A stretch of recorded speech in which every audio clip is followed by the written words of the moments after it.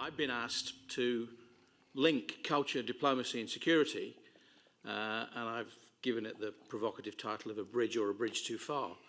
So I want to preface my remarks by saying that, following on from Mr. Marani's speech, if I say anything that's vaguely critical about the joint communiqué, it's as an analyst sitting outside doing what professors are supposed to do. But I want to actually start by saying that I think it's an extremely important piece of public policy that you're engaged in. And I think the best way I can prove that I'm a fan of it is to try and be a little bit of grit in the oyster. So please take any comments I make in that spirit. A couple of caveats. I'm a professor of political economy. I'm not a security specialist, societal or otherwise, and I know little about policymaking in the European Union. But I am at the moment working on culture and science diplomacy. And my second set of caveats are basically that there is a big push on the relationship between cultural diplomacy and security. It's heard by both scholars and practitioners at the moment. I would say that this is a heroic conversation, and I think that we need to treat it as such. In principle, it's a good idea. In practice, it's a very difficult road for us to get along. So to the extent that I, as a skeptical analyst, can be constructive in this way, then I do my best. There are three things I want to look at. One is the changing European global role, because there's a context for thinking about cultural diplomacy. Secondly, I want to deal with this notion of soft power and security, and ask what has culture got to do with it. And thirdly, I want to say a few things about the joint communiqué on international cultural relations. And I appreciate the emphasis that you place on cultural relations rather than cultural diplomacy. I'm afraid the reason I talk about cultural diplomacy is because the Horizon 2020 award I've got at the moment with colleagues was what the Commission asked us to write about. So maybe not as joined up as could be. Okay.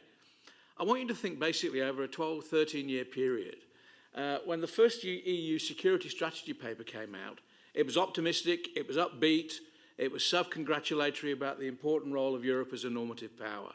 Soft power, things like culture, were seen as a major tool in the pursuit of external relations. The assumption was the EU was good at this and it would get better at it.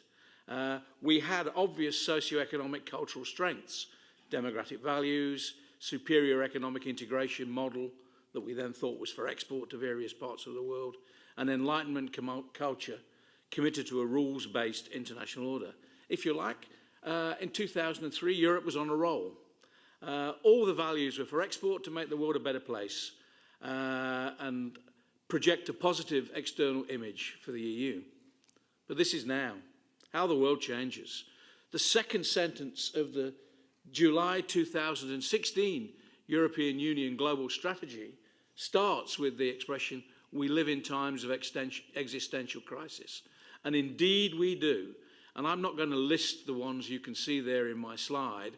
The point I would make is that some of them, particularly Brexit, particularly the election of Donald Trump, the unpredictable nature of US policy now,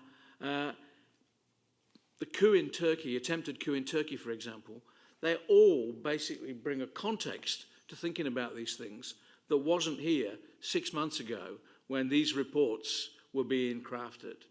And of course, I think as was implied by Mr. Marani, member states still find it hard at times to operate common policy in these areas. But let's not panic. What's happened in the last 2 or 3 months isn't the apocalypse, or not yet anyway. But changes in the global distribution of power are real. Prospects of an unravelling security and economic architecture are not impossible. Scepticism towards the European project is growing, and I hope we can do things to stem that. And of course, there's always contradictory demands on those who would make or implement foreign policy, whether it's European foreign policy or the United States foreign policy. And the EEAS has a difficult role. These are all important contextual factors. Enhancing EU hard power, particularly in the security domain, is likely to crowd out, in some ways, major consideration to other policy domains, and there may well be resource constraints too. Opportunities of enhanced coordination in cultural and science diplomacy between the EU and the member states and their extra-European partners that the cultural joint communique is aimed at are actually becoming more difficult at a time when I agree with Mr. Morani, they're becoming more important. This is one of the problems that we face. They take on a foreign policy significance not normally attributed either to culture or science, for example, in a general cultural science diplomacy context in particular. But life goes on. Let me offer you a little bit of history with apologies to historians in the room. European attitudes to non-European cultures have changed over time. There's always been borrowing. We forget that many things that we take for granted in European culture nowadays, we actually borrowed, or in some places, downright expropriated from non-European cultures. In the 18th and 19th century, there was, of course, a civilizational discourse of European cultural superiority that emerged, and this was corroborated and bolstered by our material and technological superiority. European colonialism was posited as a choice between accepting and rejecting progress, and we have had, whether we like it or not, we've had a tradition of telling others when they're not modern enough, when they're not democratic enough, or when they're not Christian or secular enough. In the 20th century post-colonial period, there is a residue from this history. And one of the problems with this residue is it's not unusual for European culture and ideas, even when they've got a real utility, to be resisted simply because of where they come from. So we need to accept the residual difficulties of the historical legacy. Right, I was asked to link culture and security. Soft power is an ambiguous notion. Even Joe Nye now talks about smart power rather than soft power. Societal security is a very stretchy concept as well. That doesn't mean it's not got utility, it means it's stretchy. And I would indeed agree that a societal and cultural dialogue and exchange are serious elements of the transnational and transcontinental diplomatic conversation, although they're not a substitute in tough times for hard power. Successful cultural diplomacy is, of course, also, and again, I think Mr. Morani was implying this, in the eye of the beholder. And if we are going to get it right in terms of how people see what we're trying to do, we need a constant remapping process, a remapping process that takes count of not only what we mean by culture, but also the language and the mediums with which we communicate our culture. So even if soft power really exists, we need to be careful about how we use it. Bad policy choices can quickly dissipate cultural advantage. And I think if you look at the US over the last decade, I think there's a lesson there. And I don't think we're making that mistake, actually. I think the Europeans are better at it. So what can be done? The joint communique. I'm not going to repeat anything that Mr. Morani's done, but I'll pick out 2 or 3 things.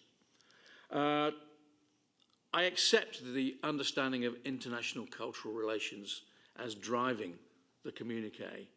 But I am afraid cultural diplomacy, a rose is a rose by any other name in some ways. And in the eye of the beholder, often what is seen as attempts to develop an intercultural dialogue will be seen as having those elements of a diplomatic push to them.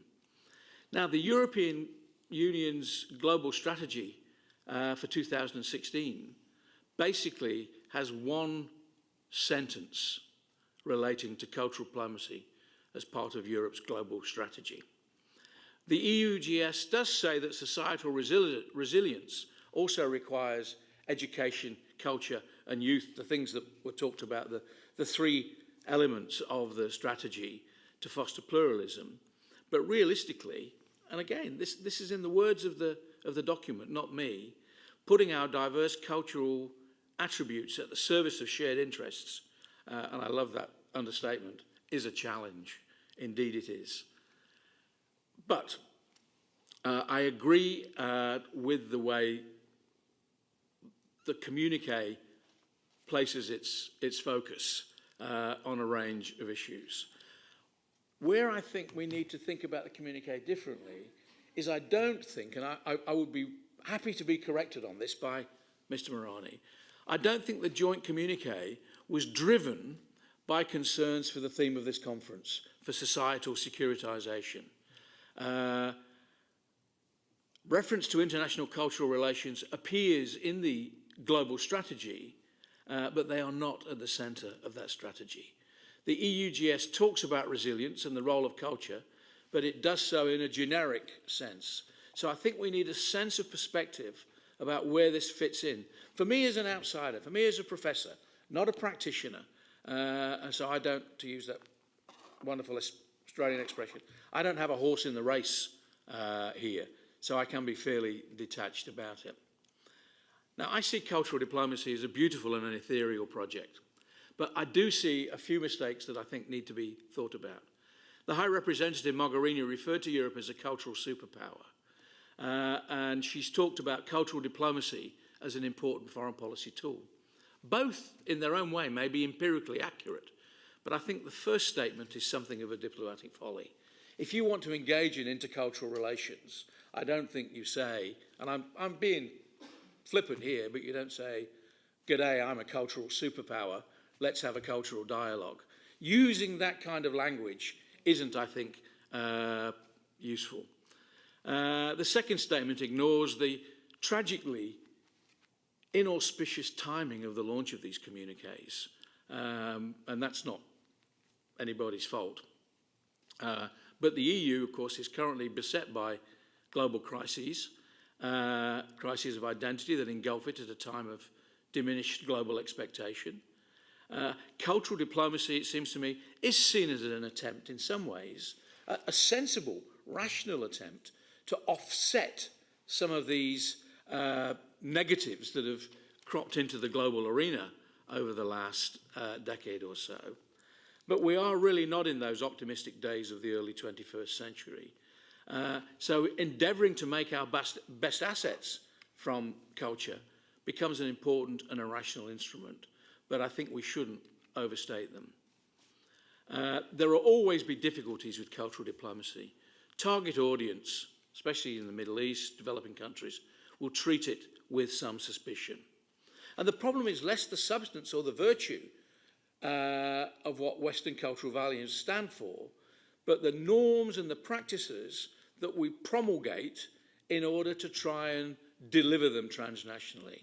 And it's very difficult, it's a long stretch, to turn shared cultural values into what we might call a European cultural persona. And to suggest that we can, as some of the more foolhardy assertions of European normative power did in the last decade, I think is a bit arrogant. And this is not found in the communique. I should say I did not in any way find that in the communique. But I do think that the notion of Europe as a cultural superpower is out of place. Two conclusions, and I'll be very quick on this. The EU's message to other people is that European cultural values are pivotal to peacekeeping functioning in the international society, is a message that I think is destined to fall on deaf ears in certain key locations in the contemporary era.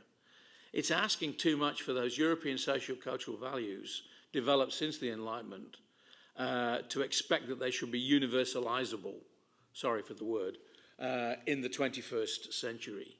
I mean, you could argue that they're not even universalizable in certain parts of Europe or North America at the moment, given, again, as was pointed out, the challenge to liberal economic and political democratic values and human rights that's emerged recently. Now, this is not an argument that I'm putting forward for cultural relativism, nor is it a critique of European values. I believe in European values. But while the EU's stated cultural aims is to promote diversity, the most likely reading to be taken beyond the border of the EU is that there is a different aim, and it's an aim to promote the EU, enhance the EU's external relations in a contemporary global search for influence. Now, there's nothing wrong with that, in fact, I'm all in favour of that strategy, but I think we need to recognise the limitations and the constraints that are faced by it. Last slide. The rhetoric of enhancing EU cultural relations is strong, but I don't think we should overestimate it. For reasons, again, that I won't repeat, that Mr. Morani explained about the nature of the, if you like, the level of competence that we have. There are two other issues I think are worth mentioning. One is the crowding out effect. It's always possible in a packed external relations agenda that something like cultural diplomacy will find itself sidetracked in context of major security threats, major economic and global downturns, new crises, those kinds of things. The other thing is, in what we might, for want of a better expression, call a Trumpian world, I think we can expect that security will become a priority as far as resources are concerned.